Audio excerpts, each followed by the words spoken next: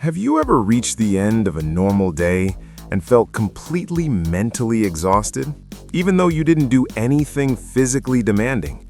No intense workouts, no long meetings, no big decisions, and yet your brain feels fried, heavy, done.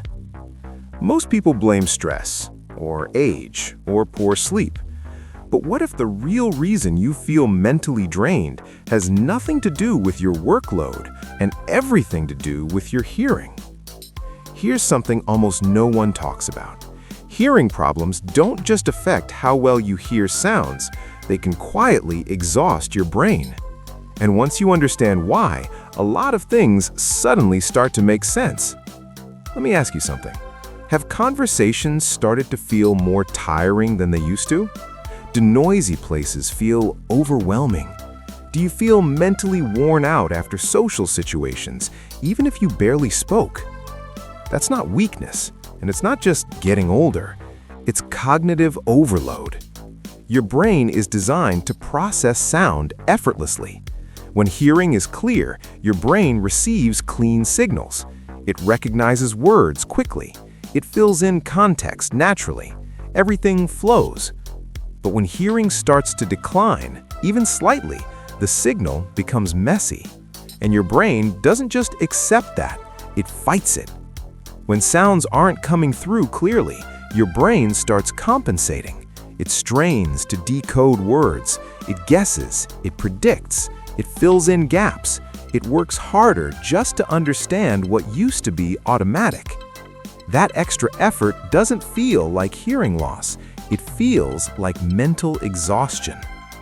This is why people with early hearing issues often say things like, "I'm just tired all the time," or "I don't feel as sharp as I used to," or "My brain feels overloaded by the end of the day." Their ears are sending weaker signals, and their brain is picking up the slack. And that's expensive. Think of your brain like a battery. Every task you do drains it a little. Thinking, focusing, remembering, making decisions. Now imagine that on top of everything else, your brain has to work overtime all day just to understand speech and sound. That battery drains fast. Over time, this constant strain shows up in subtle but powerful ways. You may notice you're more irritable, less patient, less focused. Multitasking becomes harder. Background noise feels unbearable. You feel mentally checked out earlier in the day than you used to. And the worst part, most people never connect this to hearing. Because hearing loss doesn't always show up as "I can't hear." It shows up as "I'm exhausted." It shows up as "I don't enjoy conversations like I used to." It shows up as "I just want quiet." There's also an emotional cost. When understanding people becomes harder, even subtly, many people start to withdraw without realizing it. You might avoid noisy restaurants. You might smile and nod instead of asking someone to repeat themselves. You might stop engaging as much in group conversations, not because you don't care, but because it's tiring. And that withdrawal adds stress, social stress, mental stress, emotional stress.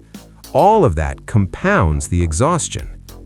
This is why researchers are now talking about listening fatigue, the idea that listening itself can become a mentally draining task when hearing isn't optimal. Your brain is doing extra work behind the scenes, and you're paying the price with your energy, focus, and clarity. Now, here's the important part. Mental exhaustion caused by hearing strain is not a personal failure. It's not laziness, and it's not something you should just push through. It's a signal that your brain and ears are under more strain than they should be. The good news is, this doesn't mean something is wrong with you. It means something needs support. When hearing is supported, cognitive load goes down. The brain doesn't have to work as hard to decode sound. Conversations feel lighter. Focus improves. Mental energy lasts longer throughout the day. This is why hearing health is now being discussed as a brain health issue, not just a sound issue. Supporting your hearing supports your mental stamina. And support doesn't have to be dramatic or invasive. For many people, it starts with awareness, understanding that mental exhaustion may not be coming from stress alone, that it may be tied to how hard your brain is working just to keep up with sound. From there, people begin exploring gentle, daily ways to support hearing function and nervous system balance. Things that help reduce oxidative stress, support healthy circulation, promote calm neural signaling, encourage better communication between the ears and the brain. When those systems are supported, something interesting often happens. People don't just say, "I hear better." They say, "I feel less tired. I can focus longer. Conversations don't drain me like they used to. I feel more mentally present." That's the real win. Because mental exhaustion steals more than energy. It steals enjoyment, presence, confidence, the feeling that you're fully engaged in your own life. And that's not something you should accept as inevitable. If you've been feeling mentally drained and you don't know why, it may be worth looking at hearing health from a new angle, not as a last resort, not as a problem for the distant future, but as part of your overall mental well-being right now. If you'd like to learn more about how some people are supporting their hearing and reducing cognitive strain naturally, there's a resource linked below that explains this approach in more detail.